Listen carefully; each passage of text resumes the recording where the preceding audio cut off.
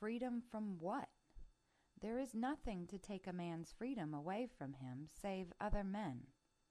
To be free, a man must be free of his brothers. That is freedom. That and nothing else. At first, man was enslaved by the gods, but he broke their chains. Then he was enslaved by the kings, but he broke their chains. He was enslaved by his birth, by his kin, by his race, but he broke their chains. He declared to all his brothers that a man has rights, which neither God, nor king, nor other men can take away from him, no matter what their number, for his is the right of man, and there is no right on earth above this right. And he stood on the threshold of freedom, for which the blood of the centuries behind him had spilled. But then he gave up all he had won, and fell lower than his savage beginning. What brought it to pass? What disaster took their reason away from men? What whiplashed them to their knees in shame and submission? The worship of the word we.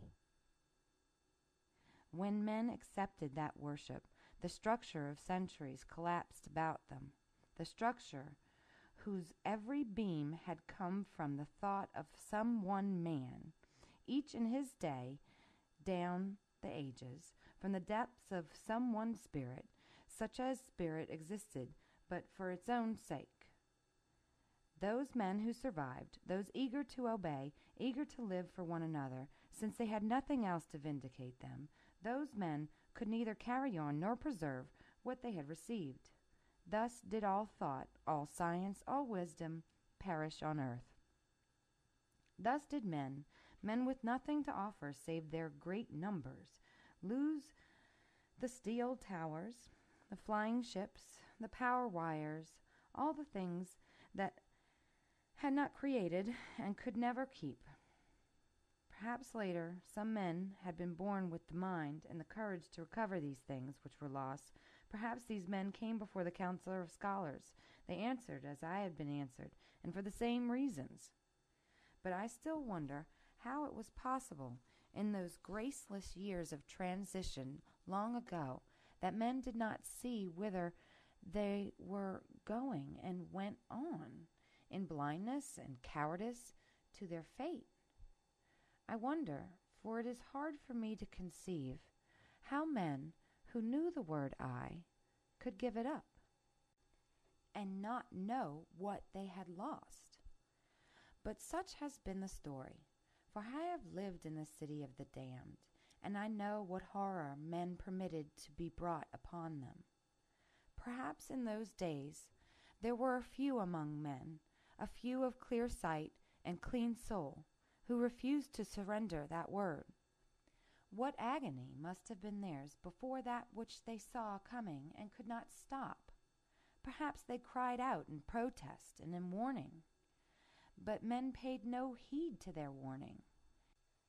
And they, those few, fought a hopeless battle, and they perished with their banners smeared by their own blood. And they chose to perish, for they knew. To them I send my salute across the centuries, and my pity. Theirs is the banner in my hand, and I wish I had the power to tell them that the despair of their hearts was not to be final, and their night was not without hope. For the battle they lost can never be lost, for that which they died to save can never perish. Through all the darkness, through all the shame of which men are capable, the spirit of man will remain alive on this earth. It may sleep, but it will awaken. It may wear chains, but it will break through. And man will go on. Man, not men.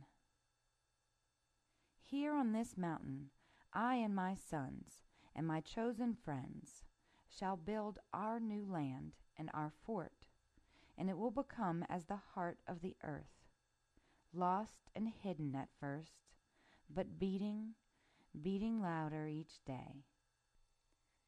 And word of it will reach every corner of the earth, and the roads of the world will become as veins, which will carry the best of the world's blood to my threshold.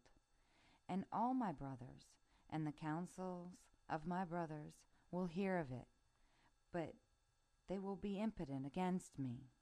And the day will come when I shall break the chains of the earth and raise the cities of the enslaved, and my home will become the capital of a world where each man will be free to exist for his own sake. For the coming of that day I shall fight, I and my sons and my chosen friends, for the freedom of man, for his rights, for his life, for his honor.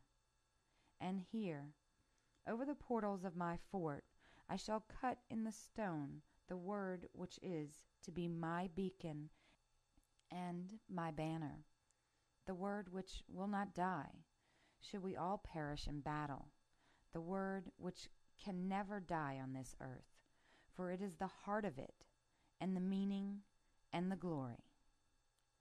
The sacred word, ego. End chapter 12. End of Anthem by Ayn Rand.